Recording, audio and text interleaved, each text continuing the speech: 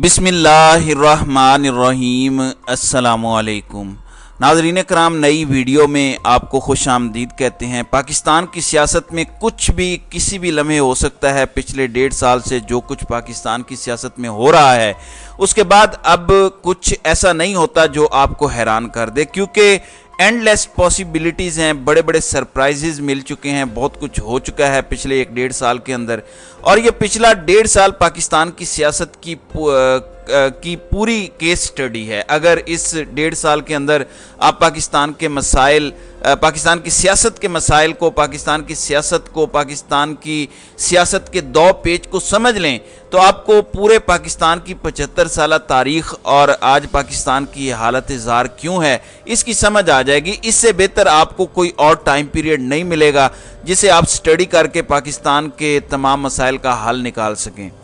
नाज़रीन इकराम, अब यहाँ पर कुछ बहुत बड़ी अहम डेवलपमेंट्स हैं। एक जानिब तो इमरान खान पर हर तरह का इल्ज़ाम लगता है, लेकिन अब इमरान खान से बात निकल कर फौजी जर्नैलों तक आन पहुँची है और GHQ से इमरान खान के मिलिट्री के अंदर से जनरल आसिम मुनीर के ख़िलाफ़ बगावत, ये वो अल्फाज हैं जो वज़ीर आज़म पाकिस्तान ने अदा किए हैं। ये मामला क्या है, माजरा क्या है, और क्या शहबाज शरीफ ने रेड लाइन क्रॉस की है, और ये आजकल बैक टू बैक इस तरह की बातों का मकसद क्या है, इसका मतलब क्या है, इसके अंदर ये हासिल क्या करना चाहते हैं, क्या इनके अज़ाइम हैं, ये चीज़ समझना बहुत ज़्यादा इम्पोर्टेंट है। जबकि इमरान खान पर आर्टिकल 6 का मुतालबा भी सामने आ चुका है और ये इन्होंने जल्द या बदेर लगाना ही है, क्योंकि अल्टीमेटली मंसूबा तो यही है।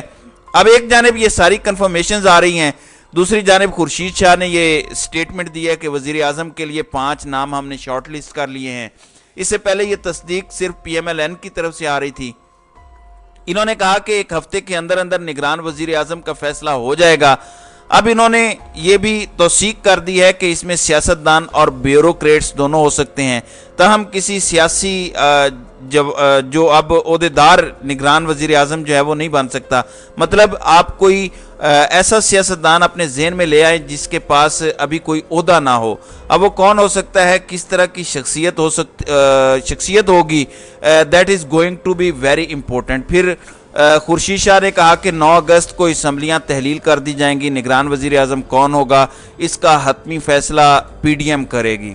शहबाज शरीफ ने भी स्टेटमेंट दे दी है। शहबाज शरीफ ने कहा कि 9 मई की साजिश का सरगना इमरान खान था। मुद्दत ख़त्म होने से पहले असम्बलियाँ तहलील करने की समरी वज़ीर मुमलिकत डॉक्टर आरिफ अलवी को भिजवा दी जाएगी। अब एक जानिब शहबाज शरीफ हैं तो वहीं दूसरी जानिब राजा रियाज भी हैं। राजा रियाज से किसने पूछना है, वो तो ना तो 3 में है ना 13 में।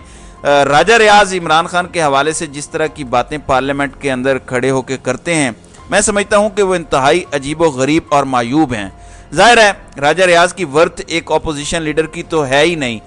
लीडर ऑफ दी अपोजिशन ने लीडर ऑफ दी हाउस से टिकट लेनी है तो उन्होंने किस तरह उनकी बात से इख्तलाफ करना है इसके तो वो सब पता है। फिर आले शरीफ तो बादशाहत है, इनके सामने तो फिर आपको रियाया बनना पड़ता है। पार्टी के मेंबर नहीं होते आप पार्टी की सिर्फ लीडरशिप नहीं होते, आप उनके सब कुछ होते हैं, उनके माए बाप होते हैं।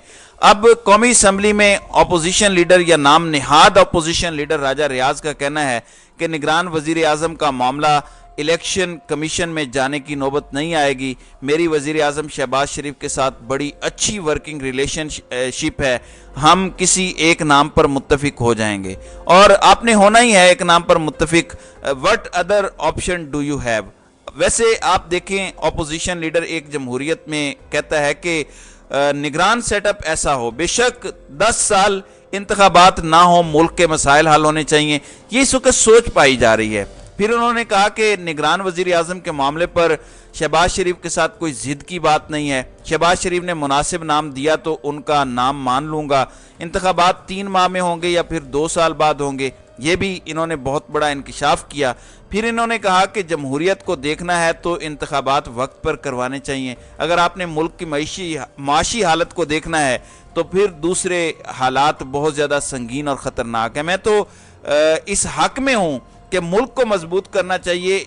इलेक्शन जितने हो चुके हैं आगे भी होते रहेंगे, मतलब इलेक्शन तो होते रहते हैं, छोड़ो अब इलेक्शन को।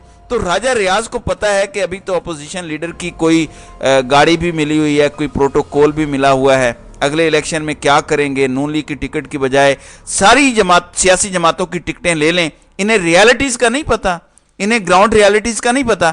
پھر کہتے ہیں کہ سابق خاتون اول جہانگیر ترین اور علیم خان سے بہت ناراض تھیں. بشرا بی بی نے سازش کے تحت جہانگیر ترین اور علیم خان کو پارٹی سے دور کیا. میرے پاس ثبوت ہیں کہ بشرا بی بی نے کہا کہ میں نے ان دونوں کو پارٹی میں نہیں رہنے دینا. پھر سابق وزیر اعلیٰ خیبر پختونخوا کے بھی بشرا بی بی کے ساتھ رابطے تھے. انہوں نے الزام لگایا کہ بشرا بی بی جادو ٹونے کر کے صوبہ چیئرمین پی ٹی آئی کو بتاتی تھیں کہ آج آپ نے یہ فیصلے کرنے ہیں. 100% جادو ٹونے ہوتے تھے. بشرا بی بی جادو ٹونوں کے ذریعے فیصلوں کے بدلے پیسے لیتی تھی. مطلب یہ کتنی عجیب و غریب باتیں کر رہے ہیں. آپ نے ان کی زبان سے کبھی عوام کے حالات کی بات نہیں سنی ہوگی. صرف بونگیاں ہی یہ مارتے ہیں اور اس طرح کی بونگیاں آپ بھی مار رہے ہیں. پھر کہتے ہیں کہ army chief general Asim Munir نے بھی چیئرمین پی ٹی آئی کے ساتھ کرپشن کا معاملہ اٹھایا. عمران خان نے جو میرے ساتھ کیا وہی جنرل عاصم منیر کے ساتھ کیا. یعنی اپنے آپ کو جنرل عاصم منیر کے ساتھ ملا رہے ہیں.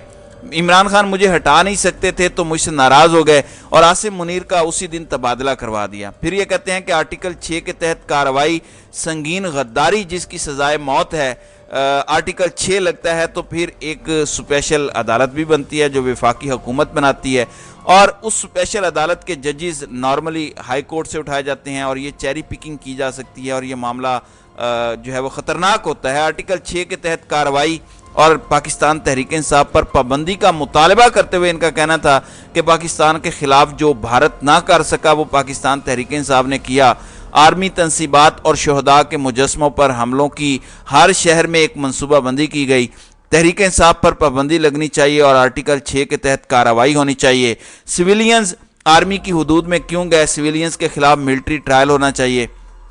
اب ناظرین اکرام، ایک جانب تو انہوں نے یہ باتیں کی، دوسری جانب شہباز شریف نے کچھ الزامات لگائے. اس سے پہلے خان صاحب پر ایک ایلیگیشن لگتی ہے کہ خان صاحب فوج میں یہ کروانا چاہتے ہیں، خان صاحب فوج میں بغاوت چاہتے تھے. D G I S P R major general Ahmed Sharif نے ایک پریس کانفرنس کی 9 مئی کے واقعات کے حوالے سے. اس میں انہوں نے بہت بڑی خبر دی کہ فوج کے اندر خود احتسابی کا عمل ہے. ایک لیفٹیننٹ جنرل کو بھی فارغ کیا گیا اور ٹاپ کے افسران جن میں میجر جنرل، بریگیڈیئرز، ٹاپ کے جی او سیز، ایون 111 بریگیڈ کے حوالے سے بھی بات آئی تو ان سب کو فارغ کیا گیا. ایک چیز ناظرین کرام بڑی واضح ہے، ان سب کو اپنی ڈیوٹی صحیح طریقے سے سر انجام نہ دے پانے پر فارغ کیا گیا. انہیں بغاوت پر فارغ نہیں کیا گیا کیونکہ پھر فارغ نہ کیا جاتا پھر انہیں سزائیں بھی ملتی، پھر ان کا ٹرائل بھی ہوتا. اب صرف انہی عہدوں سے انہیں عہدوں سے ہٹایا گیا، عہدوں سے الگ کیا گیا. اگر ساتھ ملے ہوتے اور یہ فوجی جرنیل باغی ہوتے تو پھر تو یہ کرمنل ایکٹیویٹی کہلاتی، پھر یہ صرف نیگلیجنس نہیں تھی. لیکن کسی کے خلاف کارروائی نہیں ہوئی اور D G I S P R نے یہ بات واضح کی. انہوں نے کہا کہ یہ اپنی ڈیوٹی صحیح طریقے سے سر انجام نہیں دے پائے. ایسا کچھ نہیں کہ جن لوگوں کو فارغ کیا وہ ملوث تھے ان واقعات میں، اگرچہ انہوں نے یہ ثابت کرنے کی بہت کوشش کی، ناچ کے گھنگرو توڑے نون لیگ کے حامی صحافیوں نے کہ یہ سارے ملے ہوئے تھے، یہ عمران زدہ جرنیل تھے. اب شہباز شریف بھی ایک سٹیپ آگے آئے ہیں. یہ پاکستان کے چیف ایگزیکٹو ہیں، یہ پاکستان کے وزیر اعظم ہیں اور یہ کہتے ہیں کہ 9 مئی کے واقعات پاکستان کی افواج اور سپہ سالار جنرل عاصم منیر کے خلاف سازش تھے. انہوں نے کہا کہ 9 مئی کی سازش کا سرغنہ چیئرمین تحریک انصاف ہے. انہوں نے کہا کہ 9 مئی کی سازش میں خواتین، مرد، سیاسی جتھا، کچھ فوجی اور ان کے خاندان شامل تھے. باقی سب کچھ چھوڑ دیں، کچھ فوجی شامل تھے. یہ چیز بڑی امپورٹنٹ اور غور طلب ہے. انہوں نے کہا کہ 9 مئی کی سازش کرنے والوں کی کوشش تھی کہ فوج کا تختہ الٹ دیں. 9 مئی کی سازش کرنے والے ملک میں انارکی اور خانہ جنگی چاہتے تھے. تو یہ شہباز شریف نے ایک ایلیگیشن لگایا ہے، ایک الزام لگایا ہے جو بھکاری اعظم شہباز شریف کی جانب سے لگایا گیا ہے. اگر تو ایسا ہے تو یہ بہت سیریس معاملہ ہے، پھر تو سزائیں ملنی چاہیے. صرف عہدے سے الگ کرنا کافی نہیں ہے کیونکہ فوج کے اندر بغاوت قطعاً قابل برداشت نہیں ہے. ایک ہی تو پاکستان کا ڈسپلنڈ ادارہ ہے، پاکستان کی بقا اور سلامتی کا ضامن ادارہ ہے. لیکن یہ اب کسے میسج دینا چاہ رہے ہیں؟ کیونکہ this is not an attack on Imran Khan. This statement is clearly an allegation on few military officers.